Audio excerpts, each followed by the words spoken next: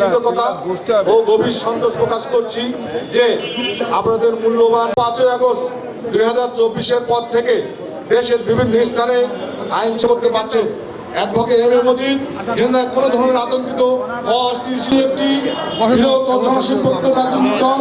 আমরা বিশ্বাস করি ভবিষ্যতে তার মতো একজন জনদরদী, প্রগতিশীল এবং সকল ধর্মের মানুষের প্রতি শ্রদ্ধাশীল নেতার সার্বক্ষণিক পাশে থেকে ভ্যানগার্ডের দায়িত্ব পালন করেছেন যে মানুষটি, তিনি হলেন ঝিনাইদহ জেলা বিএনপির সংগ্রামী সভাপতি অ্যাডভোকেট এম এ মজিদ।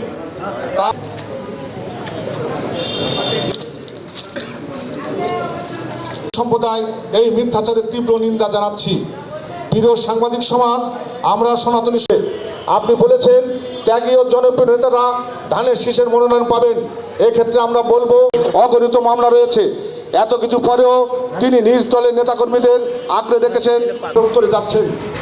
তাই প্রিয় সাংবাদিক ভাইদের মাধ্যমে বলতে চাই, ঝিনাইদহ হরিণাকুণ্ড আমরা দৃঢ়ভাবে জননেতা তারেক রহমানের প্রতি আহ্বান জানাচ্ছি, আসন্ন সংসদ ভোটারদের icon advocate M A মজিদকে Jhenaidah 2 আসনে অবশ্যই মনোনয়ন দিতে হবে জানিয়ে আজকের এই গুরুত্বপূর্ণ সংবাদ সম্মেলন শেষ করছি। সকলকে শুভেচ্ছা অভিনন্দন।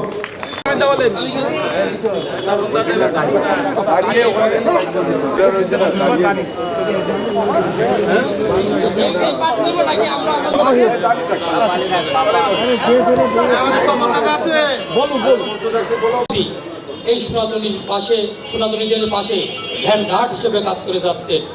সংসদ সদস্য হলে আমরা এই যে তার যে কার্যক্রম এটা অব্যাহত থাকবে। সবাইকে নিয়ে বাংলাদেশ হিন্দু বৌদ্ধ খ্রিস্টান কল্যাণ ফ্রন্ট, পূজা উদযাপন ফ্রন্ট, ঐক্য পরিষদ সবাইকে নিয়ে তিনি বসেন এবং কার কি সুবিধা পক্ষ থেকে সবাইকে আন্তরিক অভিনন্দন জানাচ্ছি।